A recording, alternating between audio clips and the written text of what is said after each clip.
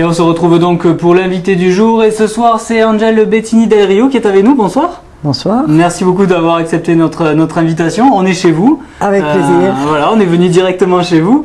Alors, vous allez nous parler un petit peu de votre histoire. Si on est ici, c'est parce qu'il y a une plaque qui a été inaugurée il y a quelques jours maintenant. Le 5 novembre. Voilà, le 5 novembre, avec votre nom. C'est Alsace-Lorraine, c'est au 13. Et vous allez nous expliquer déjà pourquoi cette plaque. Il n'y a pas que mon nom sur la plaque. Il y a un nom de celui qui était mon fiancé, qui est devenu mon mari. Il y a le nom de Jean Bertrand, de Jean Liante, de Delacourty et Robert Cossat. Voilà, nous étions, si vous voulez, cette plaque a été apposée parce que du haut du toit de cet immeuble est descendu le 5 novembre 1940, à l'occasion du passage du cortège du maréchal Pétain, une volée de tracts que nous avions élaborés.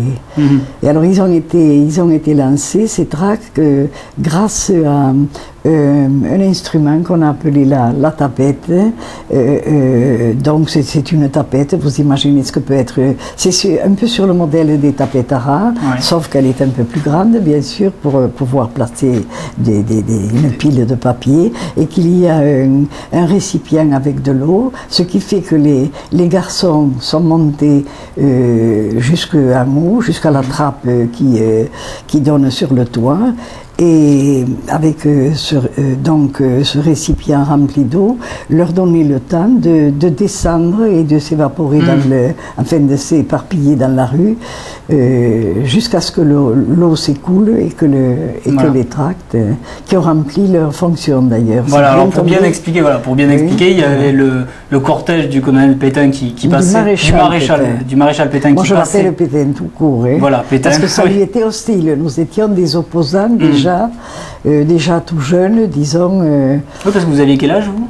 J'avais 18 ans. 18 ans à l'époque. J'avais 18 ans. Et c'était le premier acte de résistance, on peut appeler ça résistance, sachant qu'on n'était pas encore envahi, on a admis finalement. que c'était un premier acte de résistance, puisque par la suite, il y a eu des morts pour cette raison-là, si vous voulez. Par exemple, notre président a mis le Guy Môquet à la mode, alors qu'il était déjà connu. Moi, je savais très bien ce qui s'était passé quand on a fusillé Guy Môquet. Et en fait, il avait été arrêté pour avoir lancé des tracts. En Allemagne, il y a eu Sophie Scholl, dont est sorti un film récemment, qui, avec son frère et un de leurs amis, ont jeté des tracts de la cour intérieure de l'université de Munich, qui ont été arrêtés, qui ont été décapités à la hache. Vous voyez, c'était déjà, si vous voulez, nous, quand on a projeté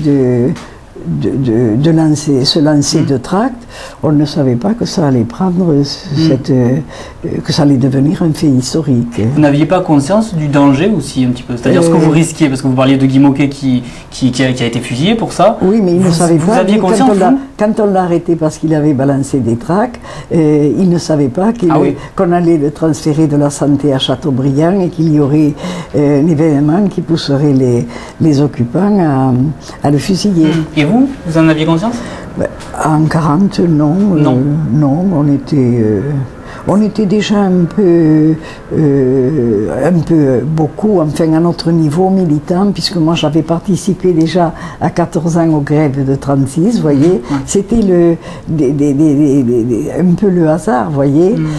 J'étais apprentie, je me suis trouvée confrontée aux grèves et je suis rentrée je suis allée à la Bourse du Travail me faire inscrire et j'ai participé aux manifestations. Je devais être une des plus jeunes. D'ailleurs, j'ai été la plus jeune, pour en revenir à notre histoire des tracts, j'ai été la plus jeune femme, en tout cas la seule jeune fille arrêtée, parce qu'on a été arrêtés après ça. Alors finalement, bon, on va essayer de faire avancer l'histoire, de nouer la pelote un petit peu, mais je voulais juste revenir sur cet événement en particulier. Est-ce que finalement vous l'avez fait vraiment avec des convictions, ou Ah oui, finalement absolument. vous aviez 18 ans et c'était un peu la sorte de rébellion qu'on peut l'avoir à cet âge-là? C'était un processus. Non, réellement J'avais vous aviez déjà- la conscience de ce que vous faisiez? Oui, j'avais déjà été, comme je vous l'ai dit, mêlée. J'avais participé aux manifestations de 36 qui a mené le Front populaire et la semaine de 40 heures. Et puis après, s'est déclaré la guerre d'Espagne. Et comme j'étais d'origine, enfin, mes parents étaient espagnols, on a, si vous voulez, voulu aider la République espagnole, parce que j'avais quand même des convictions. Il y a les parents dans tout ça, vous voyez, Oui, qui influent un peu. Et donc, des jeunes sont venus pour recruter dans mon quartier, c'était les jeunesses communistes. Je me suis inscrite et à partir de là, on a organisé des collectes pendant tout le temps qu'a duré la guerre d'Espagne pour aider le peuple espagnol. Donc vos parents étaient engagés un petit peu comme vous? Pas du tout. Non, pas du tout. Pas du et tout. Ils le voyaient de quel œil finalement cet engagement? Il m'approuvait. Vous approuvez? Il m'a prouvé, vous savez, mon père avait émigré en 18, justement pour venir remplacer les Français qui étaient morts à la guerre de 14-18. Il est venu avec un contrat. Alors qu'il y en a qui sont venus sans contrat d'ailleurs, et qui viennent encore sans contrat. Mais lui, il avait été appelé, si vous voulez, à venir en France. Bon, alors après, on continue finalement. Pardon? Vous avez été arrêté? Oui, j'ai été arrêté avec mes camarades, bien sûr.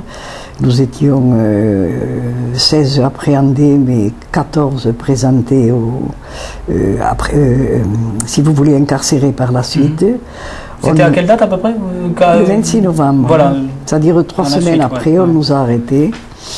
Et voilà, et on a été emprisonnés et on nous a livrés, le mot est un peu fort, aux autorités militaires, ce qui fait que nous avons en quelque sorte étrémé un procès devant des militaires alors que nous étions mineurs pour la plupart. Il y avait des adultes, puisqu'il y a mon ami, que je n'ai pas là, c'est son neveu, Marcel Clouet, qui est cité aussi, je ne sais pas si je vous l'ai dit, si je vous ai dit tous les noms qu'il y a sur la plaque. Oui, on a commencé il y a Marcel Clouet, qui lui était parti volontaire pour la guerre d'Espagne. On était quand même un peu tous, voyez, dans la même histoire, qui après a été mobilisé, qui s'est conduit vaillamment puisqu'il a perdu un bras à la guerre de 39-40 et qui, étant lui politisé, a continué à militer dans les idées qu'il avait.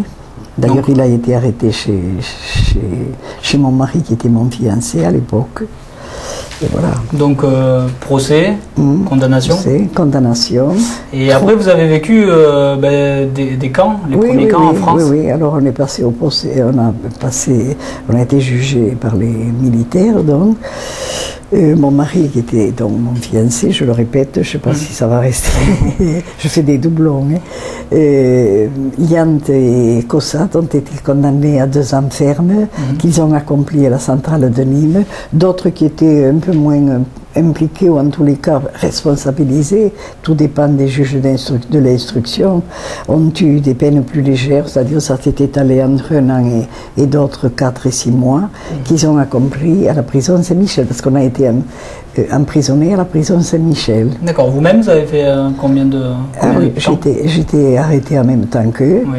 Et le plus dur, ça a été, on se prend un peu pas pour des héros, mais pour quelqu'un qui a fait quelque chose d'important, vous voyez. Et quand on est arrivé dans la cour de la prison et que l'une des personnes qui nous a accueillis, entre guillemets, a dit la femme d'un côté, les hommes de l'autre. J'ai dit, ça y est, là, on me sépare et de mon fiancé et de mes amis. Et voilà, bon, ben, ensuite... Ça a été le plus dur, en fait, cette séparation? Oui, à ce moment-là, oui. À ce moment-là, oui. Mais comme je vous dis, on était quand même assez impliqués. Hein. Et donc, on m'a élargi, comme on disait à l'époque. Je suis sortie en liberté provisoire et j'ai assisté, évidemment, j'ai été présente au procès. J'ai eu une peine avec sursis, qui court toujours d'ailleurs. Je ne sais pas si elle est... Mais... Donc vous avez encore du sursis là normalement aujourd'hui? Ah, mais j'ai eu du sursis, par ce tribunal j'ai eu du sursis, mais je l'ai accompli largement puisque le procès a eu lieu le 17 mars 41, l'année suivante, et le 30 avril suivant on est venu m'arrêter. Alors j'ai été internée au camp du Recebedou, vous en avez entendu parler? Oui, bien sûr. Voilà, bien sûr. au camp du Recebedou, là j'étais en transit parce que j'avais un problème de nationalité, étant donné que mon mari et moi étions enfin mon fiancé donc, étions lui de parents italiens et moi d'origine espagnole. Nos parents nous avaient demandé la nationalité française pour les enfants qui étaient nés en France. Et donc on a été déchus, en même temps que De Gaulle d'ailleurs, par le régime de Pétain. Et donc on m'a arrêté, on m'a mis au Recebedou. Il y avait surtout des étrangers, des Allemands anti-nazis, des Espagnols. Et des Espagnols surtout. Moi j'étais dans une baraque de femmes. Et de là on m'a transféré au camp de Rieucros dans la Lozère. Du camp de la Lozère, on m'a transféré au camp de Brains où je suis restée plus de 2 ans. Et du camp de Brains, on m'a transféré au camp de Gurs. Voilà, d'où je me suis évadée. Alors quand on se retrouve dans ces camps, finalement, est-ce qu'on est un petit peu calmé ou justement est-ce que ça donne envie d'aller encore plus loin dans la révolution que l'on a intérieurement? On reste sur nos positions, sur nos idées, sous nos idéaux, enfin, non. D'où le fait que vous êtes évadé d'ailleurs. Oui. Oh, mais ça, l'évasion, vous savez, elle était courageuse, je ne veux pas enlever. Seulement, à ce moment-là, il y avait eu le débarquement et était arrivé, vous savez que Londres envoyait des messages, et ils avaient envoyé un message demandant aux gardiens des camps et des prisons de faciliter la fuite des prisonniers politiques. Et vous savez, dans les camps, il s'est produit quelquefois, et ça nous est arrivé avec une gardienne, vous avez entendu parler du syndrome de Stockholm, où on finit par se connaître. Par exemple, au camp de Brains, on a eu une gardienne qui, alors qu'on transférait le camp, a voulu nous suivre et a été une aide morale pour nous. D'ailleurs, cette année, encore, j'ai fait des photos, je suis dans des photos avec la fille qui garde le souvenir de ce qu'a fait sa mère pour nous, vous voyez. Et là, j'ai négocié oralement avec un gardien et on a pu passer une nuit, passer sous les barbelés et s'évader. Et voilà, vous évadez. Voilà. Juste pour finir ce petit entretien, aujourd'hui on est en train de fêter, de commémorer, alors à la fois 14-18 et 39-45, voilà.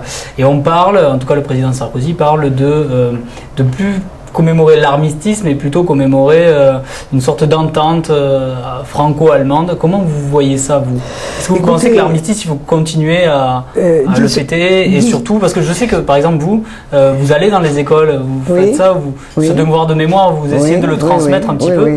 Est-ce que justement, c'est pas couper ce devoir de mémoire que de plus parler d'armistice, mais d'entente franco-allemande? C'est-à-dire que quand je vais dans les écoles, c'est surtout pour raconter un peu ce qui nous est arrivé.